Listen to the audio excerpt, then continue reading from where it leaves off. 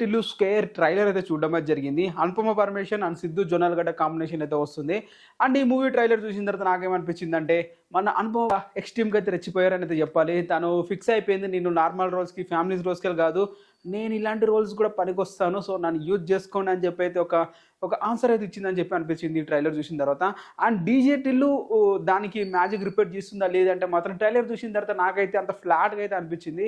అంటే ఎక్కువది ఈ మూవీ అనేది క్యారెక్టర్ ఓరియంటేషన్ మీద ఉంటుంది కాబట్టి మన టిల్లు ఎంతవరకు ఈ క్యారెక్టర్‌ని పుల్ చేస్తాడనే దాని మీదనే ఆధారపడి ఉంటుంది. ఆడియన్స్ ఒకవేళ ఇది ఒక ఫ్లాట్‌గా వెళ్తుంది ఎక్కడ కనెక్ట్ కాకపో అనుకుంటే మాత్రం మూవీ అయితే ఫ్లాప్ అయ్యే అవకాశాలు కూడా ఉంటాయి. నాకైతే ట్రైలర్ చూసిన తర్వాత మోస్ట్ అలానే అనిపిస్తుంది, ఫ్లాట్‌గా వెళ్ళిపోతుంది. బట్ ఇన్ కేస్ ఒక్క సీన్‌లో గానీ తన క్యారెక్టర్ గానీ మూవీలో కనెక్ట్ అయితే మాత్రం మూవీ గ్రాఫ్ మొత్తం మారిపోతుంది. ట్రైలర్ ఫ్లాట్‌గా ఉన్నప్పుడు కూడా మూవీ వర్కౌట్ అవ్వచ్చు బాక్స్ ఆఫీస్ మీద. ఎందుకంటే దానికి ఆల్రెడీ చాలా హైప్ అయితే ఉంది ఈ మూవీ మీద.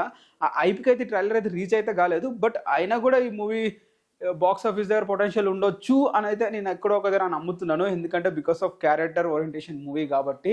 అండ్ అనుపమ పరమేశ్వరన్ గారు తన పర్ఫార్మెన్స్, తన గ్లామర్, తన లిప్‌కి సీన్స్ చాలా వర్కౌట్ అయితే మూవీ మాత్రం ఒక రేంజ్‌లో వెళ్ళిపోవచ్చు. అలాగే సిద్ధు జొన్నలగడ్డ స్టోరీ సెలక్షన్‌లో బాగా జెన్యూన్‌గా ఉంటారు కాబట్టి కొంచెం డిఫరెంట్‌గానే ఉంటుంది మూవీ. అండ్ అలాగే ప్రెజెంటేషన్ కూడా బాగానే ఉండొచ్చు. ప్రీవియస్ మూవీ వర్క్ చేసిన డైరెక్టర్ చేంజ్ అయ్యాడు కాబట్టి ఏమైనా వర్కౌట్ కాకపోతే అదొక మిస్టేక్ అయితే ఉంటుందేమో నేను అనుకుంటున్నాను. ఓవరాల్ మూవీ అయితే బాగానే ఉంటుంది అనుకుంటున్నా. ఇది నా జెన్యూన్ ఒపీనియన్ చూసిన తర్వాత అనిపించింది.